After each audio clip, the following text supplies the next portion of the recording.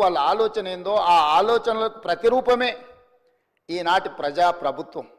అందుకే ఈరోజు ఈ రాష్ట్రాన్ని పరిపాలించే సచివాలయం పరిపాలనకు గుండెకాయ.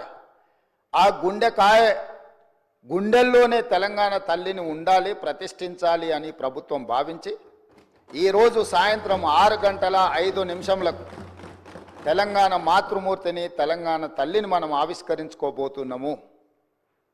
ఈ సందర్భంగా నేను సహచర శాసనసభ్యులకు, తెలంగాణ ప్రజానికానికి, ప్రతిపక్షాలు కావచ్చు, పాలకపక్షం కావచ్చు, ఇతర రాజకీయ పక్షాలకు తమరి ద్వారా నేను సాదరంగా ఆహ్వానం పలుకుతున్నా.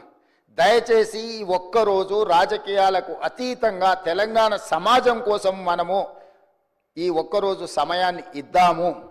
ఈరోజు వివాదాలకు తావు ఇవ్వద్దు అని చెప్పి నేను ప్రతిపక్షాలకు, సహచర ప్రజాప్రతినిధులకు నేను విజ్ఞప్తి చేస్తున్న అధ్యక్ష. రేపటి నుండి ఏ అంశాలైనా ప్రస్తావిద్దాం, ఏ రాజకీయ అంశాలు కూడుకున్న విషయాలనైనా మనం ప్రస్తావించుకుందాం. కాబట్టి దయచేసి ప్రధాన ప్రతిపక్ష నాయకుడు కల్వకుంట్ల చంద్రశేఖరరావు గారు, కేంద్ర మంత్రివర్గ సభ్యులు కిషన్ రెడ్డి గారు, అదేవిధంగా అసదుద్దీన్ ఓవైసీ గారు, అదేవిధంగా కమ్యూనిస్టు సోదరులకు, అదేవిధంగా బండి సంజయ్ కేంద్ర మంత్రి గారికి, ఈ రాష్ట్ర గవర్నర్ గారికి, చాలా వరకు మా మంత్రివర్యులు పొన్నం ప్రభాకర్ గారు ప్రత్యక్షంగా కలిసి వారికి ఆహ్వాన పత్రిక ఇవ్వడం జరిగింది.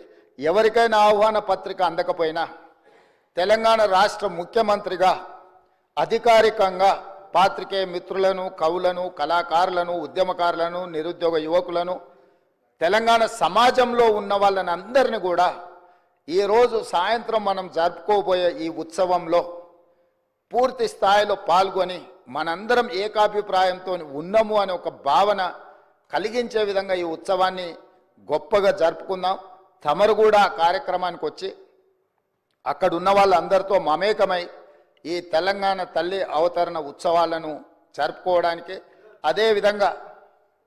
అదేవిధంగా ప్రతి సంవత్సరం డిసెంబర్ 9 తెలంగాణ తల్లి అవతరణ ఉత్సవాలు జరుపుకోవడానికి తమరు ఆమోదించి ఈ ప్రభుత్వానికి ఆదేశాలు జారీ చేయండి.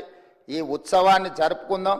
చివరగా ఒక్క మాట, దేవత ఆశీర్వదిస్తుంది, అమ్మ మనల్ని ప్రేమిస్తుంది, మన ఆకలిని గుర్తించి అడక్కపోయినా అమ్మ మనకు అన్నం పెడుతుంది, అడక్కుంటానే అన్నం పెట్టి బిడ్డల్ని కాపాడుకునే తల్లి తెలంగాణ తల్లి.